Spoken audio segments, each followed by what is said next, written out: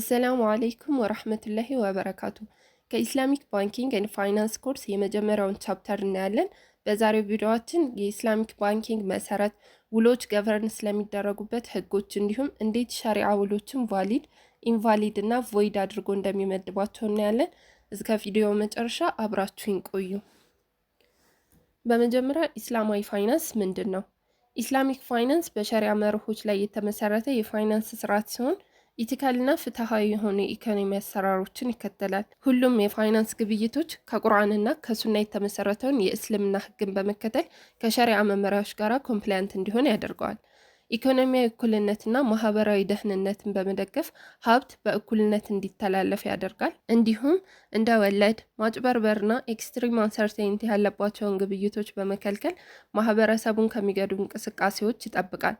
ማንኛውም ኢስላማዊ ውል በህጋዊ መልኩ እንዲጸና እነዚህን 3 መሰረታዊ ነጥቦች ሊያሟላ ይገባዋል። የመጀመሪያው በውሉ ውስጥ የሚሳተፉት ወገኖች ወይም ኮንትራክቲንግ ፓርቲስ የምንላቸው ሲሆን የገዥና ሻጭ በግልጽ መታወቅ፣ በፈቃደኝነት መስማማትና ህጋዊ ችሎታ ማለትም እድሜና የአእምሮ ብስለት ሊኖራቸው ይገባል። ሁለተኛው አቅርቦትና ተቀባይነት ነው፣ ኦፈር ኤንድ አክሰፕታንስ የምንለው ማለት ነው።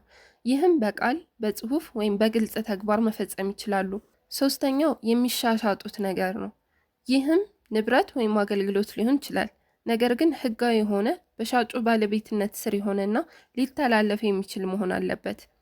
በኢስላሚክ ፋይናንስ ውስጥ ፍትህና ግልጸኝነት እንዲጠበቅ በጥብቅ የተከለከሉ ተግባሮች አሉ።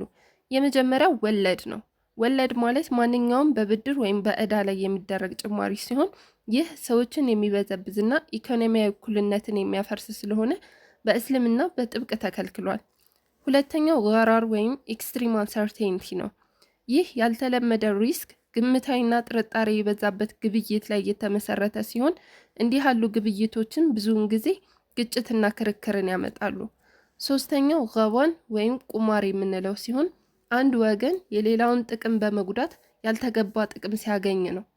አራተኛው ደግሞ በሸሪዓ የተከለከሉ ንብረቶችን መገበያየት ማለትም እንደ አልኮል፣ የአሳማ ስጋ፣ ቁማር የመሳሰሉት ሲሆኑ እነዚህን ንብረቶች መግዛት፣ መሸጥ ወይም መሳተፍ አይቻልም። በኢስላማዊ ፋይናንስ ገንዘብ ብቻ ስለተቀያየርን ግብይታችን ትክክለኛ አያደርገውም። አንድ ግብይት በሸሪዓ መሰረት ትክክለኛ እንዲሆን መከተል የሚያስፈልገው ግልጽ መስፈርቶች አሉት። የመጀመሪያው ፈቃደኝነት ነው። ይህ ግፍ፣ ጫና ወይም ማታለል ሳይኖርበት በሁለቱም የጋራ ስምምነት መሆን አለበት። ሁለተኛው ችሎታ ነው። አቅም የሌላቸው የተዳከሙ ወይም የመረዳት ችሎታ የሌላቸውን ሰዎች ለመጠበቅ ውሉን የሚፈጽሙ ግለሰቦች አእምሯዊ ጤናማ መሆንና ህጋዊ እድሜ ላይ መድረስ አለባቸው። በዚህም ውሉ የሚያመጣውን ውጤት መገንዘብ ይገባቸዋል። ሶስተኛው የሚሸጠው ንብረት ህጋዊና በሻጩ ንብረት ስር ያለ በእውነት ያለ እቃ መሆን አለበት። አራተኛው የታወቀ ወይም ግልጽ የሆነ ዋጋ ነው። ግጭትን ለመከላከልና እምነትን ለማጠናከር ሲባል ድብቅ ክፍያዎች ወይም ያልተገቡ ዝርዝሮች መኖር አይገባቸውም። እነዚህ 4 ዋና ዋና መስፈርቶች ሽያጭን ትክክለኛ፣ ፍትሃዊና ግልጽ ያደርጉታል። በኢስላማዊ ህግ መሰረት ሁሉም ውሎች ተመሳሳይ አይደሉም። ሸሪዓ ውሎችን በጥንቃቄ ይመድባቸዋል። የመጀመሪያው ቫሊድ ወይም ትክክለኛ የምንለው ሲሆን ይህ ሁሉም መሰረታዊ መስፈርቶች የተሟሉበት ውል ማለት ነው። በዚህም የተገበያዮቹ ብቁነት፣ ፈቃደኝነታቸው፣ የሚሸጠው ንብረት ህጋዊነትና ዋጋው ግልጽ የሆነበት ውል ነው። ሁለተኛው ኢንቫሊድ ነው። ይህ ዋና መሰረት ያለው ነገር ግን ትንሽ መስተካከል ያለበት ውል ነው። ለምሳሌ ዋጋው ግልጽ ሆኖ ነገር ግን የክፍያ ጊዜው ግልጽ ካልሆነ ውሉ የሚታረም መሆን የሚችል ከሆነ ወደ ቫሊድነት ይመለሳል። ሶስተኛው ቮይድ ነው። ይህ መሰረታዊ መስፈርቶች ከመጀመሪያውኑ የጎደሉበት ሲሆን ምናልባት የተከለከለ ንብረትን ወይም ፈቃደኝነት የሌለው ከሆነ ከመጀመሪያውኑ ውድቅ ይደረጋል። ስለዚህ ሸሪዓ ውልን ትክክለኛ፣ የተበላሸና ውድቅ የሆነ በማለት ይከፋፍላቸዋል።